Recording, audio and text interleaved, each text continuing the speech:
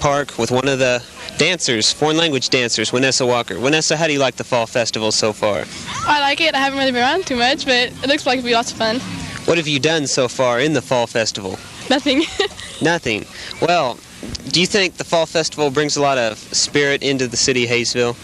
Yes, I think it does. I think it helps get everybody out here and get everyone to meet new people and have lots of fun. What are you going to do up here on stage here in about 10 minutes? The folk dancers are going to perform 3 dances. We're going to perform a French dance, a Russian dance, and a German dance. And just going to dance. Well, we see a lot of people around here. How many people you think is out here? About over 100? Probably. Okay, well, thank you, Vanessa, and we'll be back right after this. With other countries and find what we have in common with them through their dances. And at this time, let's welcome the Campus High Foreign Dance Club. Let's give them a hand. Come on. Let me run get some ones, guys, okay? Just stand right here. I'm going to take your pen with me so that I can... You'll just watch this. I'll run real fast.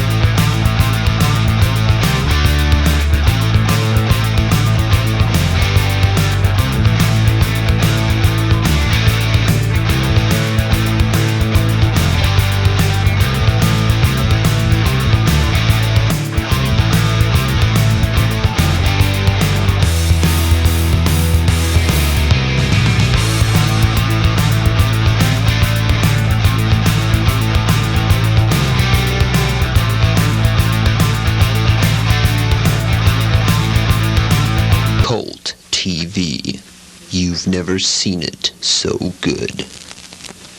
I'm Leroy Griswold. 4 years ago, I had the opportunity to do some research and to write a small book on the history of Haysville.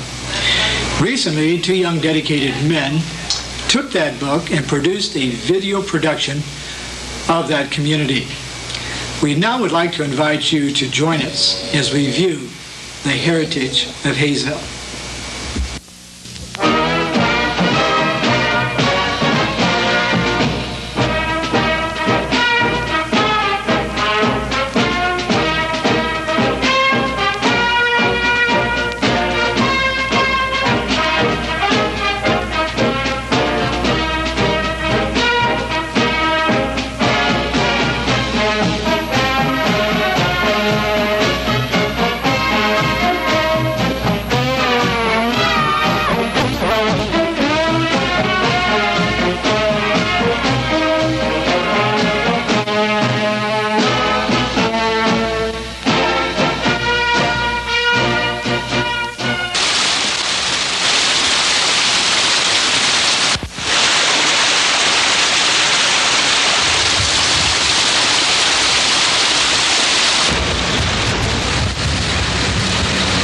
The story of Haysville is a story of land, a story of nature, and a story of people.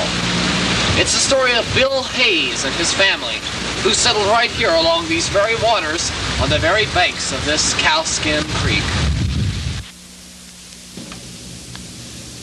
The pioneering gentleman who started the chain of events was William Wallace Hayes, with Pennsylvania Dutch origins and a background in stock shipping and railroading. In 1871, at the age of 31, Bill Hayes brought his wife Juliet and their 3 small children over the covered wagon trail to settle 12 miles south of Wichita on the Cowskin Creek.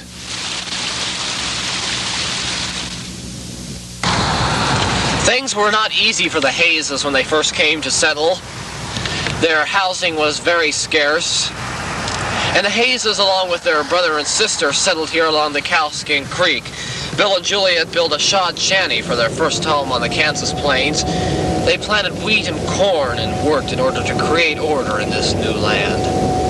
July 15, 1872, Congress authorized the removal of Osage Indians from Kansas to the Indian Territory.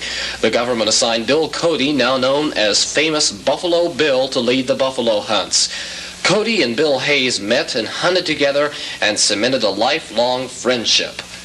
Hayes hunted buffalo for a long time, hauling their hides to Wichita, but he never became the smelly, unkempt kind whose actions were responsible for the near extinction of that majestic bovine of the plains. You know, sometimes we think we have it bad when the furnace breaks and we're in the cold, but those pioneering years weren't easy ones. Bill Hayes' mother, Mary, died in 1873. The crops were just beginning, and although the village was platted in 1873, few settlers had joined them along the Cowskin. In the month of July 1874, with wheat and corn crops nearly ready for harvest, a grasshopper scourge swept the farmland. The grasshoppers came in such numbers that they obscured the sun. Lamps were even lighted, even in the daytime, and quickly settling, they devoured everything in sight. But eventually bad times led to good times. The next year a bumper crop was harvested, and Bill constructed the first mill on the banks of the Cowskin.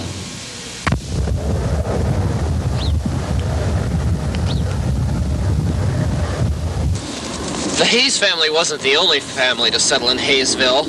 Also, Mr. and Mrs. Gilma Blood came to settle here, just a little bit north of Grand Avenue. They started blood orchards, and the tradition carries still today in the Haysville area.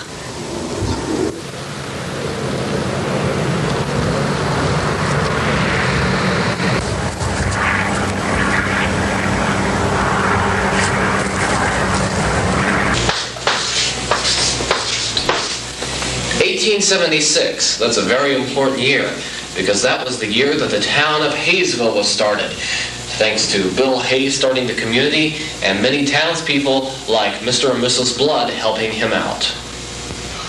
One of the issues of any new town is to construct a school for its school children.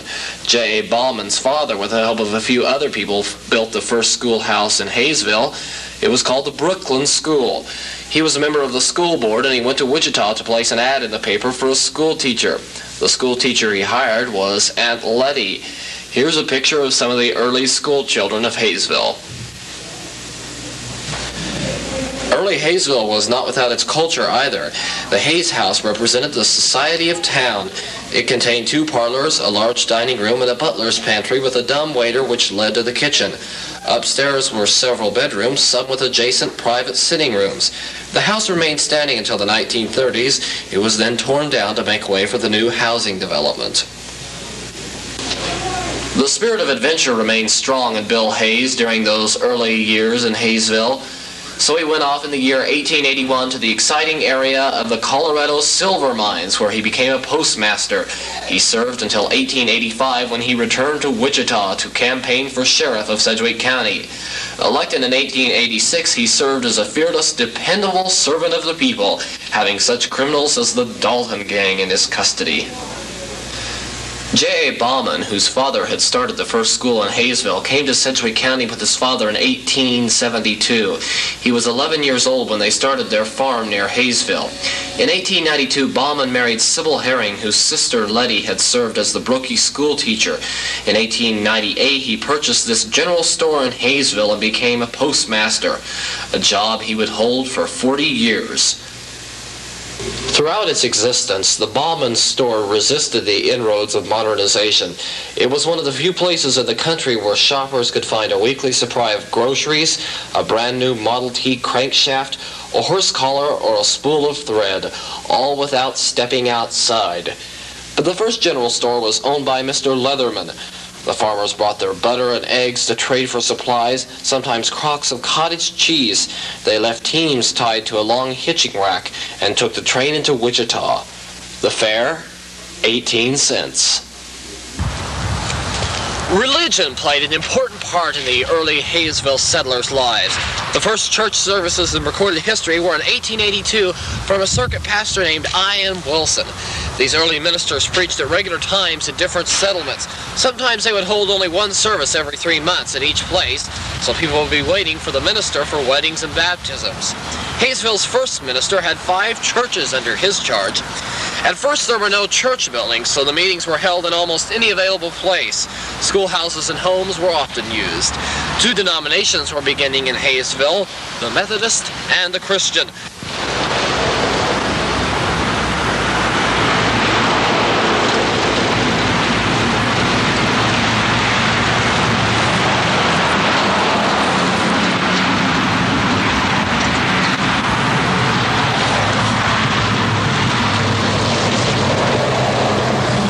This is the first church built in Haysville, the Methodist Church.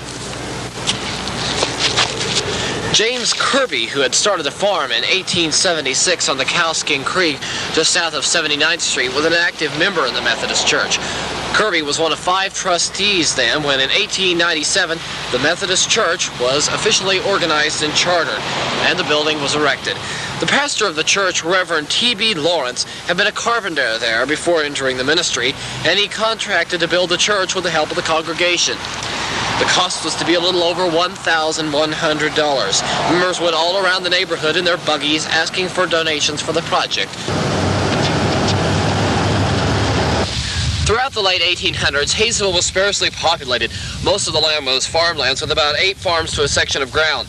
Passenger trains often went back and forth from Wichita to points south several times a day. The railroad was built in about 1879. People often found it more convenient and faster to take trains to Wichita than to drive a horse and buggy. Roads were very poor. Seneca, then called Wellington Road, and Broadway, called Lawrence Road, were both so sandy that they could be mired down if they carried a load. By horse and buggy, the trip to Wichita was at least 4 hours each way. For entertainment, the people of Haysville often enjoyed frequent sociables and picnics in Walnut Grove. People came from many miles to party in Nelson and Hayes Groves, sometimes pitching tents and staying several days for camp meetings. The groves were a playground for generations of Haysville families until World War I, when walnut trees were needed for gun stocks, and Haysville's walnut groves were contributed to the war effort. During this time, the village was growing. In 1902, a red brick schoolhouse was built to replace the frame structure. This one-room school held all 8 grades. It was located 1/2 mile south of town, and it became a center of community activity, and later in the 1980s became the housing for a dentist office. At one point, the people of Haysville were divided on 2 factions. The first, the sand daubers from the Broadway side of town, and mud daubers from near the Cowskin Creek. A good-natured rivalry continued between the two for several years. The community was also divided on the correct spelling of the town's name. Some residents spelled it Haysville, and others, as shown here, selected Hayersville. Presumably, some had been confused on whether the town existed because it was named after Bill Hayes or Rutherford B. Hayes. Music was also an important part of early Haysville's culture. The Chautauqua literary programs came often to Haysville. Season tickets were sold for musicals and lectures. In 1930, in fact, J.A. Bauman's youngest daughter, Bernice, auditioned for and was accepted by the Redpath Horners, Chautauqua and Kansas City. Bernice had studied cornet at Lindbergh Conservatory. After her audition made over the telephone at the request of the director, she traveled throughout the country for 10 years, and Haysville had helped produce a musician. These events, combined with local parties, holidays, and occasional circuses, created excitement in the early days. You know, amusement is a part of any lifestyle, and so it was with the early settlers of Haysville. Their amusement was often the circus. The entire countryside turned out whenever a circus performance was scheduled. Those who couldn't afford tickets would come early in the morning, bring their lunch baskets for the children. Large crowds gathered to watch the performers parade in their location and began raising their tents. This way the poorer children had a chance to see the show without paying. The elephants helped move heavy objects. Dozens of young boys watered the animals and earned free tickets. And the general excitement and parade created an eventful day at the circus. This map from 1905 shows the business and residential areas of Haysville. However, with the addition of more families into the town, the business district began to grow. Later in 1916, the grain elevator caught fire and burned to the ground, and the Haysville Cooperative Equity and Exchange was started in 1919, then later reorganized as the Haysville Elevator and Supply Company in 1921. The elevator originally had a capacity of 11,500 bushels.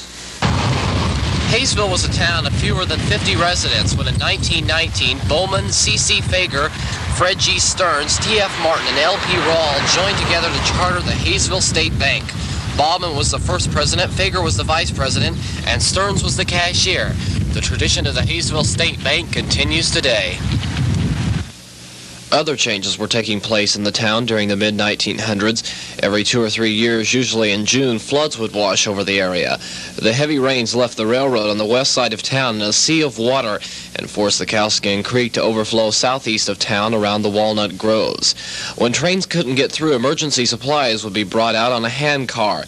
When the big ditch was first advocated, it was to cut through the old homesteaders' land. It was such a controversy that it turned neighbor against neighbor. In 1944, an alfalfa mill was constructed in the north part of town. Haysville residents had high hopes for the mill, but it was later abandoned as a business failure. In 1947, the new 50,000 bushel elevator was added to the Haysville elevator, bringing the total capacity to 63,700 bushels. The local elevator was the first to install a high-capacity scale. Ferry Morse installed a 10-foot, 45-foot apparatus in 1947. It had a capacity of 100,000 pounds. With these new facilities, business began to increase more rapidly. When the Bauman store was destroyed by fire in 1948, it signaled the end of an era for Haysville. Bauman himself died in 1952, but he lived long enough to see Haysville incorporated as a third-class city in 1951. In fact, he could probably have told, as have others, about counting every available resident, including those in the cemetery, to make the city qualify for its city status. 1951, that year of incorporation, was the beginning of rapid growth in Haysville. The Hemp Hill Housing Addition was opened, adding 200 families to the town. Other developments were fast approaching that would put Haysville in the news as one of the fastest growing communities in the state of Kansas.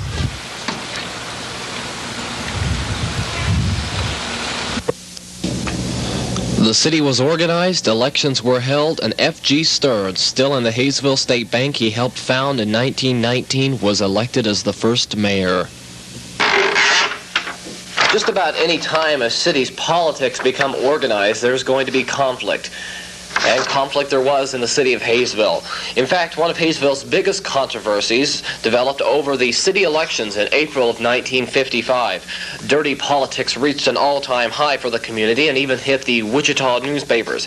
Candidate J.F. Tobin lashed out at the record that Stearns had established as mayor, even though Stearns was not seeking re-election. Using a smear campaign that whipped the people of Haysville into an uproar, he won the election. As mayor, however, he quickly lost the popularity in his town. In fact, he disappeared from the community without notice in December of 1955, just a few months after the elections. City Council President R.H. Green was then moved into the mayor's slot, a position that he held until 1957. As the community began to grow, so did other problems: sewage disposal, water storage, but among them one of the most notable was the problem of schools, and one of the toughest to solve. In solving the problem of schools, a bus barn was built to house the many vehicles necessary for the widespread school district. Instead of storing buses, however, the barn served as classroom space until 1962. Some students were in a junior high school before they saw the inside of a regular classroom.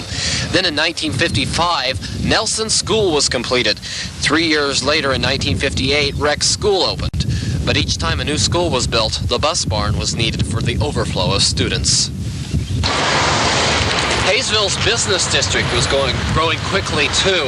Shopping center areas were being constructed to serve the expanding population, and the new post office opened in 1956. For the first time, the city had a postal delivery system. And with business increasing, it seemed only natural that agriculture would also in the town of Haysville. In 1959, Kansas Governor George Docking declared Haysville the peach capital of Kansas. With his declaration came the first annual Peach Festival and the first selection of a Haysville Peach Queen. The following year, in 1960, the first Peach Capital Rodeo was held. By now, the students that were in the grade schools are reaching the high school age. Campus High School was built because the secondary school was recognized as a great need by the Haysville citizens. They passed a bond referendum, and Campus High School opened its doors in September of 1960, the first of its kind in the state and one of the finest schools in the nation. Then the new Haysville Junior High School was completed in February of 1962. Finally, the school system appeared to be large enough to meet the demands of the community. Some growth did continue, but at a slightly lower pace. In 1963, Marvin Huddleston was serving his third year as mayor, and the new Haysville swimming pool was built and opened. Haysville administrators had also planned a second campus high school. It was opened in September of 1966. However, it was needed more urgently for younger students and opened as Freeman Elementary School. It was later closed in the early 70s and reopened as an administration building. Haysville today is a different place than the Haysville Bill Hayes helped found. It includes more than 14 churches in place of the circuit rider who came only rarely. The little one-room schoolhouse, a half-mile of old Haysville on Main Street, has been replaced by dozens of classrooms in 3 grade schools, a junior high school and a high school with administration buildings, complete with cafeterias, auditoriums, gymnasiums, football field, and swimming pools.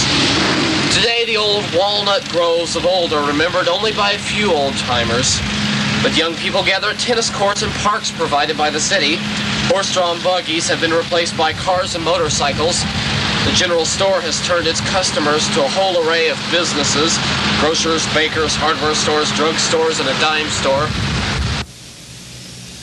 A modern police force, sewage systems, and even electricity might surprise Bill Hayes.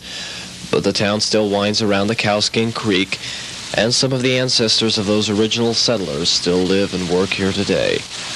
The story of Haysville is, after all, a story of people.